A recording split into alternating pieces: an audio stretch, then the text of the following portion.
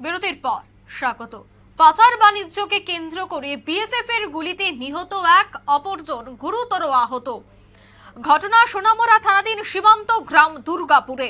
ঘটনায় জানা গেছে যে সোনামুড়া দুর্গাপুর সীমান্তবর্তী এলাকায় পাচার বাণিজ্যকে কেন্দ্র করে দুই ব্যক্তির উপর গুলি চালায় বিএসএফ এবং বিএসএফ এর গুলিতেই নিহত শহীদুল ইসলাম নামে এক ব্যক্তি এবং আহত হয় কাবিল মিয়া নামে অপর একজন। এদিকে নিহত শহীদ মিয়ার পরিবার এবং এলাকাবাসীদের অভিযোগ, কোনো পাচার কাজের সাথেই জড়িত ছিলেন না শহীদ মিয়া। অর্থাৎ একে অপরের পাল্টা অভিযোগে কিন্তু সরগরম গোটা এলাকা। ওই সময় হইচই শুনতে পেয়ে বাড়ি থেকে বেরিয়ে আসেন শহীদ মিয়া এবং বিএসএফ এর সামনে যেতেই গুলি চালায় শহীদ মিয়াকে। গুলির শব্দ শুনতে পেয়ে এলাকাবাসীরা ছুটে এসে আহত দুজনকে প্রথমে সোনামুড়া সামাজিক স্বাস্থ্য কেন্দ্রে নিয়ে আসে। সেখানে প্রাথমিক চিকিৎসার পর তাদেরকে মেলাঘরস্থিত সোনামুড়া মহকুমা হাসপাতালে নিয়ে আসে। সেখানে মৃত্যুর কোলে ঢলে পড়ে শহীদ মিয়া এবং কাবিল মিয়ার অবস্থা আশঙ্কাজনক হওয়ায় তাকে জিবি হাসপাতালে স্থানান্তরিত করা হয়।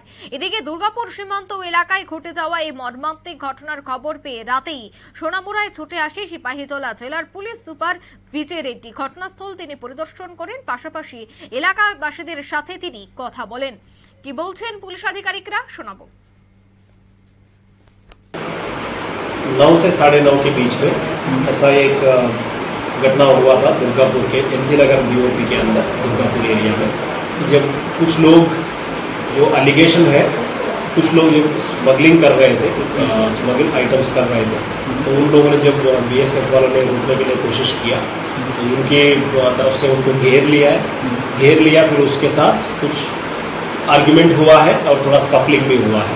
उस स्कफलिंग में बीएसएफ जवान को एक दो चोट पहुंचा, तो फिर उसको सेल्फ डिफेंस में उसने फायर कर दिया। ऐसा एक है।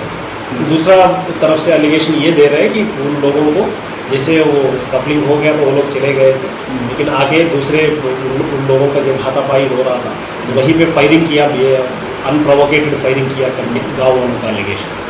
मैंने स्पॉट देखा है जहाँ पे ये अलीज्ड फायरिंग हुआ है, और मैं वहाँ पे गांव वालों से भी और बीएसएफ वालों से भी मैंने इंटरेक्ट किया है। दोनों का वर्षन हम लोग सुना है।